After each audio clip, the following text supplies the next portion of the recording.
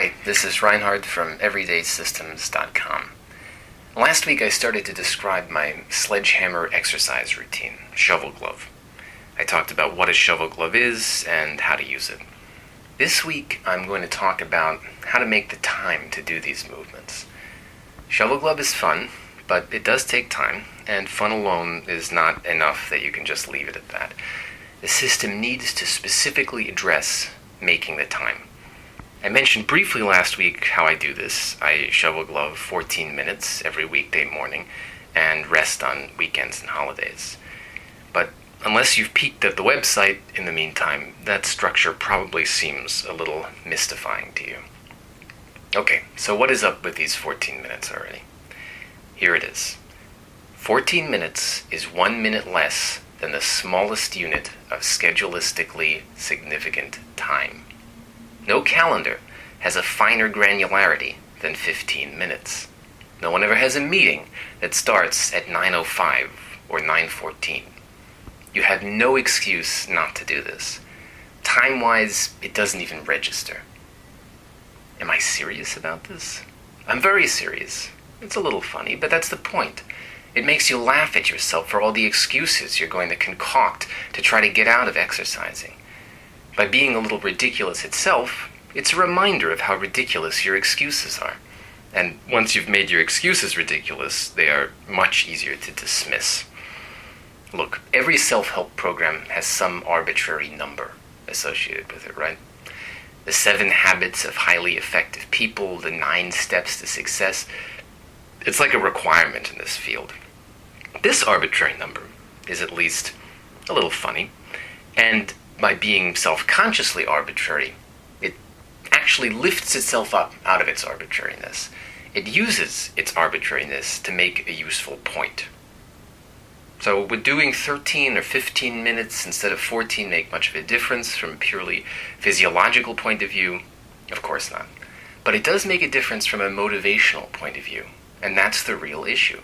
Our problem isn't that the exercises we're doing aren't physiologically effective. Our problem is that we can't convince ourselves to do them. 14 minutes with this story about schedulistically significant time attached to it is compelling in a way that 13 or 15 minutes will never be. Its in-your-face arbitrariness actually makes it more compelling because you can't forget the backstory. 14 minutes isn't long, but it's long enough to give some aerobic benefit. Half an hour would be better, an hour would be even better, but you won't do it. You might do that much for 3 weeks, you might even do it for 3 months, but you'll start to resent it, and you'll quit. 14 minutes is habit-friendly and excuse-proof. It'll burn enough calories, build enough muscle to get you into great shape, sustainably great shape.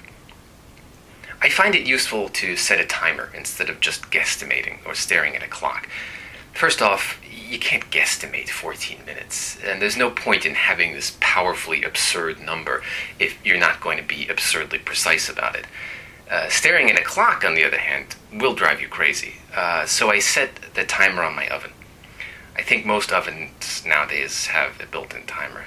If yours doesn't, get one of those egg timers. Not a big investment. And respect the timer. When it goes off, you stop. Extending the labor metaphor, think of the timer as the overseer's whistle.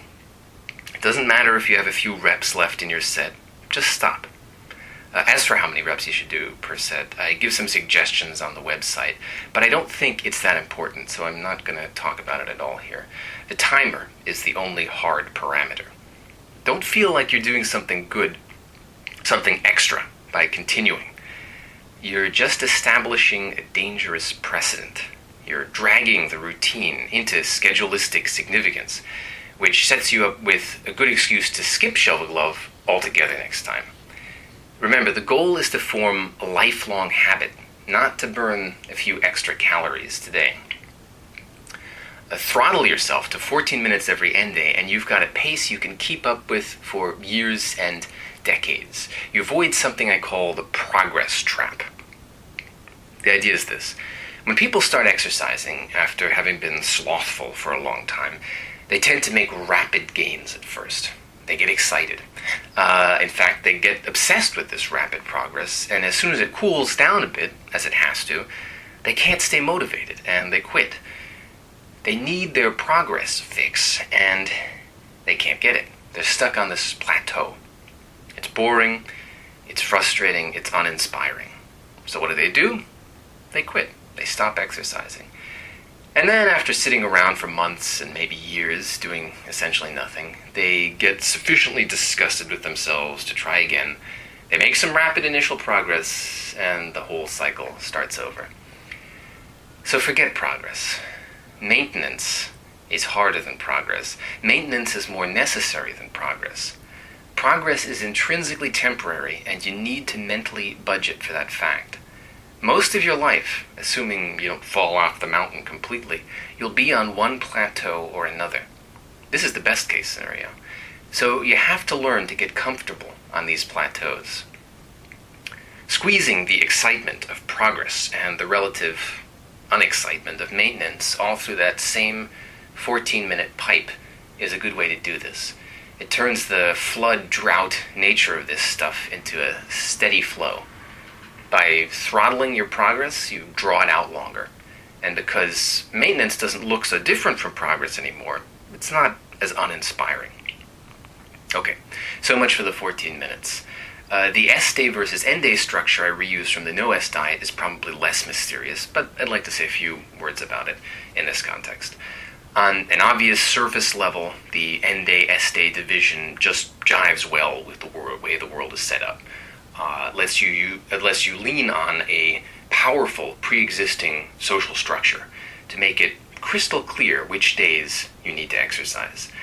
This may not seem like a big deal, but it is. Excuses love ambiguity.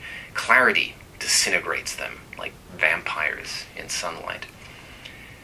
I know conventional exercise wisdom says, let muscles rest every other day. But farmers used to do these kinds of movements for a lot more than 14 minutes a day, more like 14 hours. So there is some precedent.